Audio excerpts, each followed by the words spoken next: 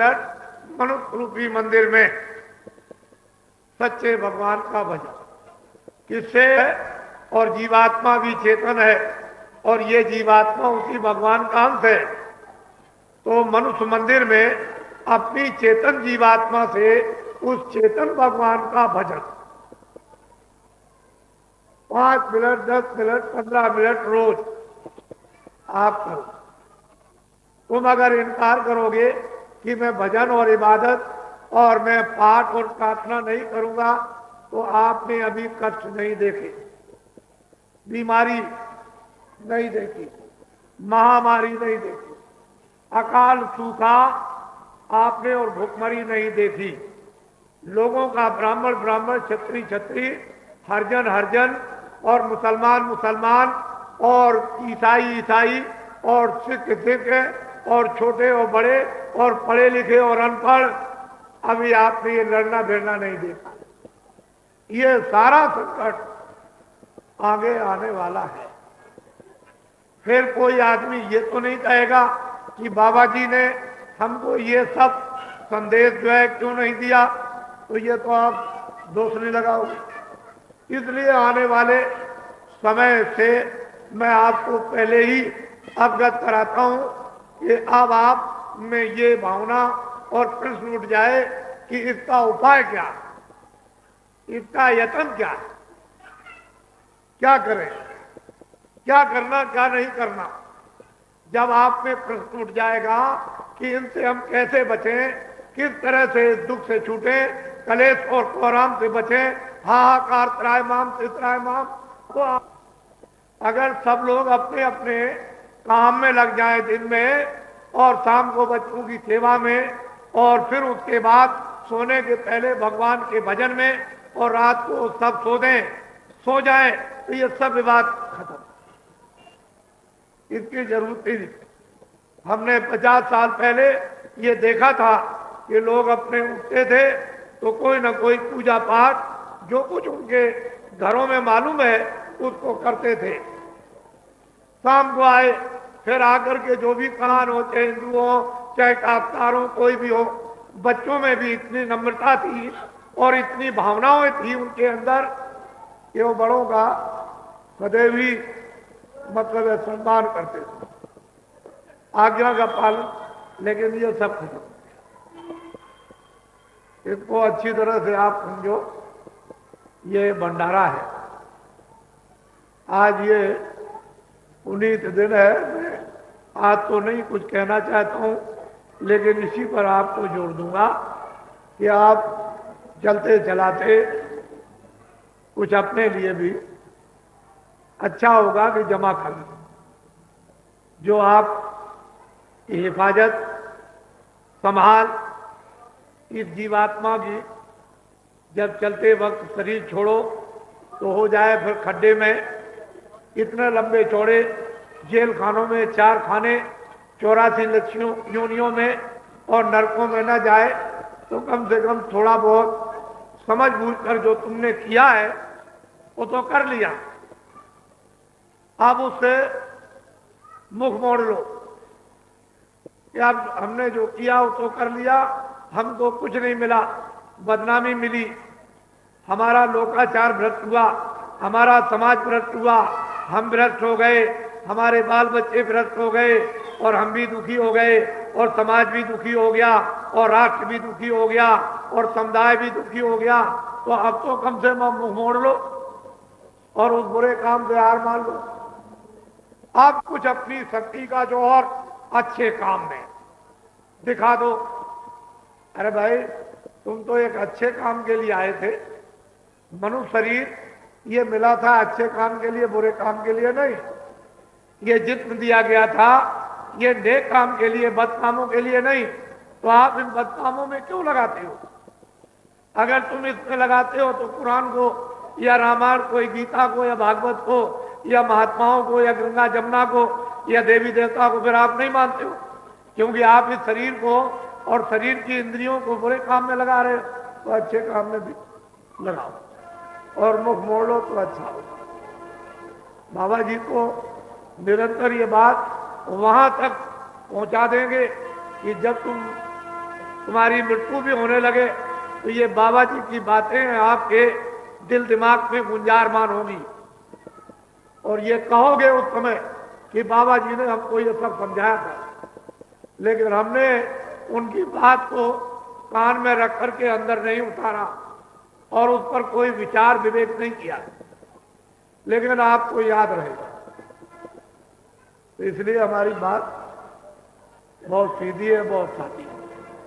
हमने कल कहा था कि आज आपको नामदान दिया जाएगा, क्योंकि ये भंडारे का पर्व है और ऐसे पुनीत समय में आपको अमूलक धन, अपनी आत्मा का गोपनीय राज भेद ये तो मिलना ही चाहिए, ताकि आपको जीवन में याद रहे कि मैं मथुरा गया था तो मुझे गोपनीय भेद बड़ी सुलभता, बड़ी आसानी से और सरल भजन के लिए सहज, इसमें कोई तकलीफ स्त्री पुरुषों को नहीं।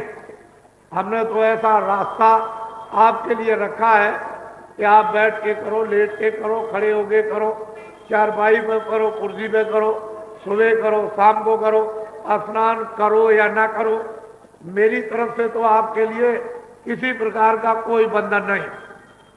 सिर्फ इतना ही बंधन है कि तुम सब के सब शाकाहारी बन जाओ। जितने अनाज हैं 100 बार खाओ, सब्जी और फल को 100 बार, और दूध और घी को आप 100 गिलास आप पियो, और 100 कपड़े आप रोज पहनो, और अच्छे मकानों में रहो। बाबा जी जब आपको मना करें कि आप मत खाओ तब कहना, लेकिन खाओ। और बीड़ी भी पी लो, तम्बाकू भी पी लो, हुक्का भी पी डालो, सिगरेट भी पी डालो, बाबा जी आपको मना नहीं करेंगे। हम तो वैसे नहीं पीते हैं, लेकिन ऐसी कोई नशे की चीज को मत पियो जो बुद्धि जो है भ्रष्ट हो जाए, पागल हो जाए और तुम आगे चलो टकरा जाओ, मोटर से, पेड़ से, नाली में गिर जाओ, पानी भरा हो उसी में डूब जाओ, मर जाओ। ये तुम्हारे लिए काम, ये किसका काम है? शैतान का। शैतान कौन होता है? पागल।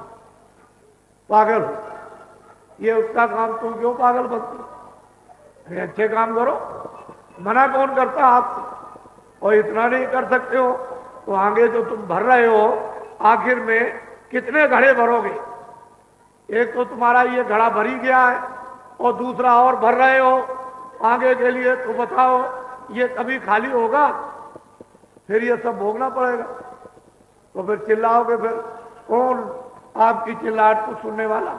बड़े बड़े राजे, बादशाह, चक्रवर्ती, शहंशाह, वहां नरकों में इस कदर से काटे और जलाए जा रहे कि लाखों लाखों और करोड़ों करोड़ों वर्षों तक उन कुंडों में जलाए जाते और चिल्ला रहे, और एक भी सिपाही और तीर और तलवार, उनके रिश्तेदार, बाल बच्चे और जितने भी कौमियत के लोग हैं, एक भी वहां उनके पास नहीं जा रहे।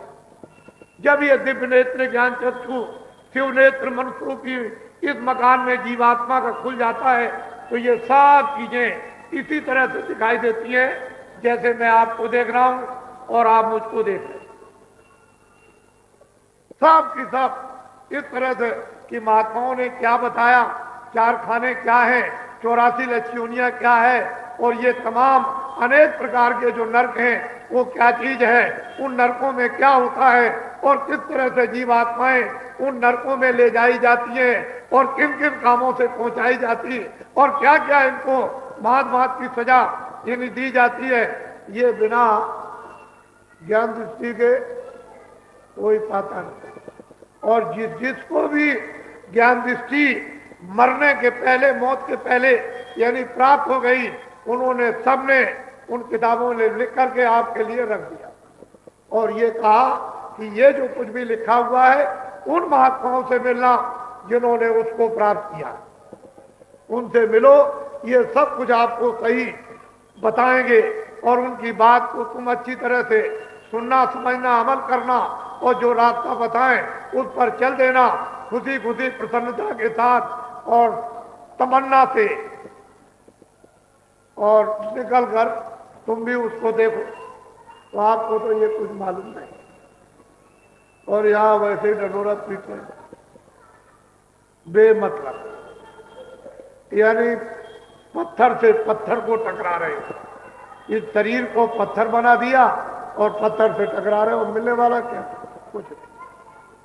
अरे भाई ऐसा समझ बूझ करके करो। 5 तत्वों का ये शरीर है, जल पृथ्वी अग्नि वायु आकाश। तो आप इन तत्वों की जो कमी हो उसको तो आप पूरा कर लो, कौन मना करता है? लेकिन यह है कि उन तत्वों ही को खत्म कर दोगे तो ये क्या करेगा? ये तो जड़ है।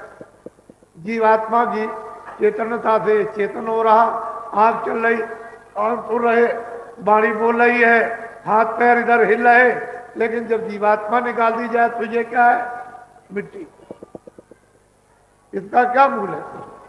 लेकिन अगर इसमें बैठकर तुमने जीवात्मा को जगा लिया और अपनी असली वस्तु प्राप्त कर ली, इसीलिए इसका मूल है, तब ये पूजनीय होता है। मिट्टी भी उसकी पूजनीय होगी और वो भी राख लगा दी जाएगी तो उससे भी जीवात्माओं का कितना मन निपटारा हो जाता है।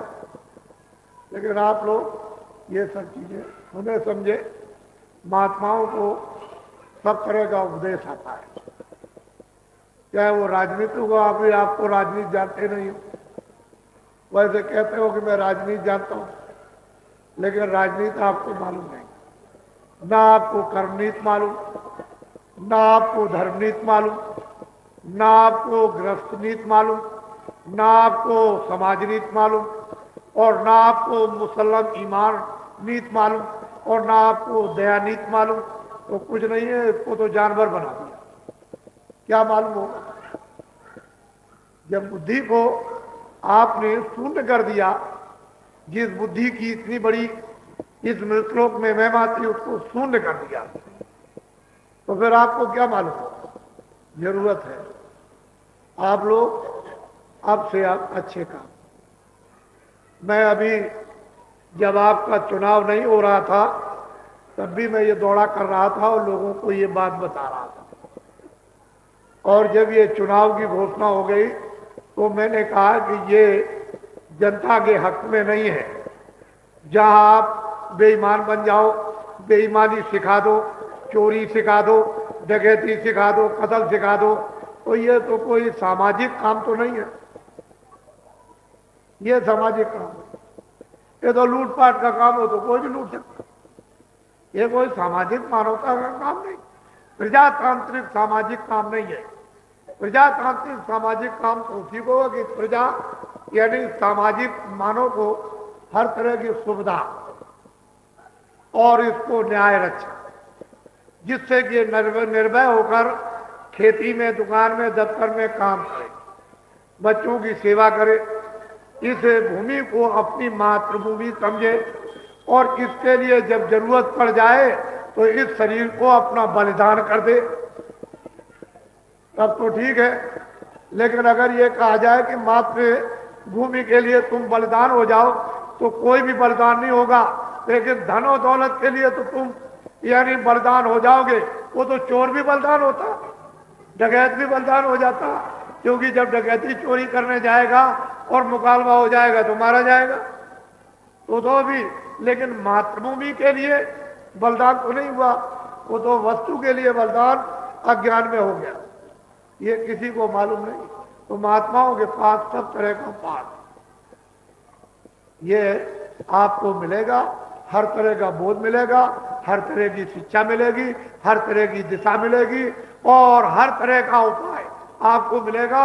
ऐसा कोई उपाय निदान नहीं जो ना हो सके। मैं पहले बोलता रहा कि भाई पंजाब में इतनी घटना हो रही है, आओ मैं तुमको रास्ता बता दूं, 15 दिन में समाधान कर देना उस रास्ते से, ये सारी घटना बंद हो जाएगी।